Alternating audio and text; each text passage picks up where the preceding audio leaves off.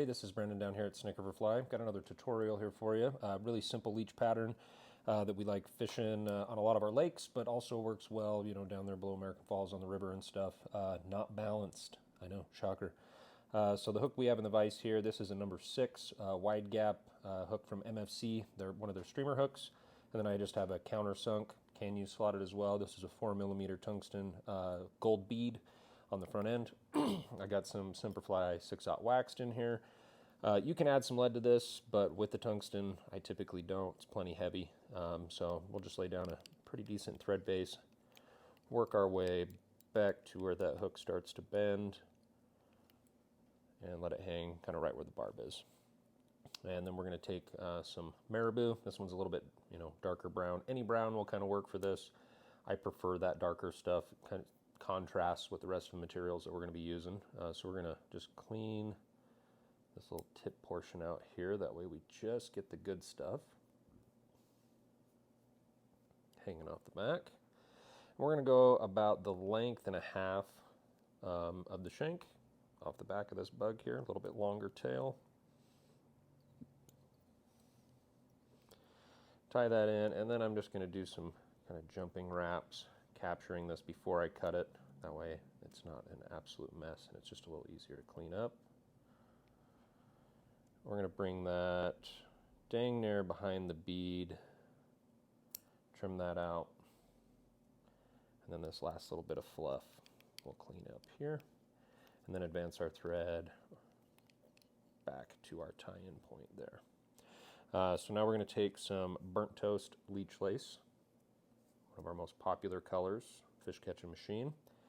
We're going to tie that in here at the back.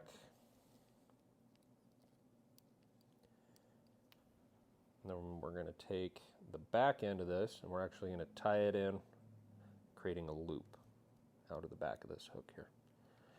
I'm going to use this as a dubbing loop per se.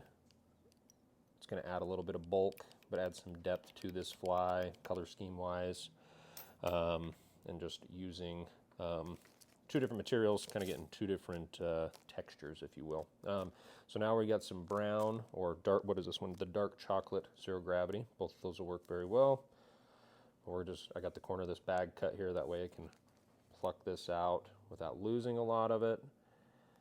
And then I can stack it, kind of getting those fibers all lined up. We're going to open that loop up there, slide that zero gravity in there, and then just kind of pinch it around, get it kind of evenly distributed,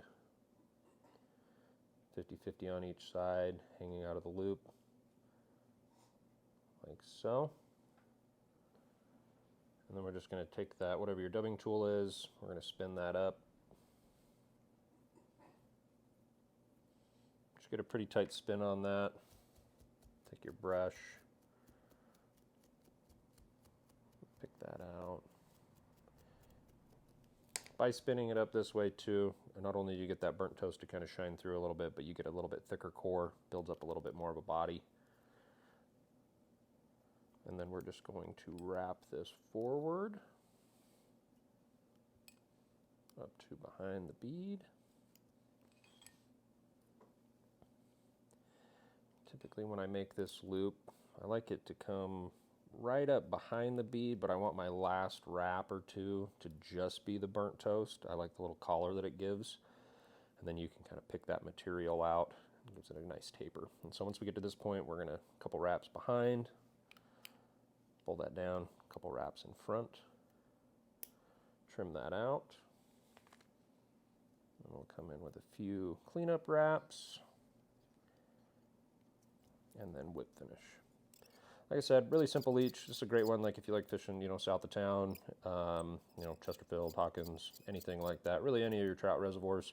A lot of our leech base that we have, and one reason that I think that the burnt toast works so well is a lot of them are that kind of warm brown. This falls right into that category. This is a really deadly bug for Henry's Lake. And I mean, even if you're sneaking up over into Montana, you know, fishing hebgen and quake and stuff like that. But we'll go ahead and brush this sucker out pretty good. And you can see, you get, you know, really nice taper, really nice profile there. That little bit of burnt toast in there gives you the bulk and that body, but it all lays out super sweet into that leech kind of shape. You can tie it balanced. This is one of my favorite ways to do it, especially, like I said, if you're fishing the rivers and stuff, or even dragging leeches on lakes. But that is the Compost Leech. You can find all these materials at snakeriverfly.com, tutorial as well, and the rest of them there on YouTube. If you haven't liked the video, we'd appreciate it, and also a subscribe helps a ton. So I appreciate you guys watching, and happy time.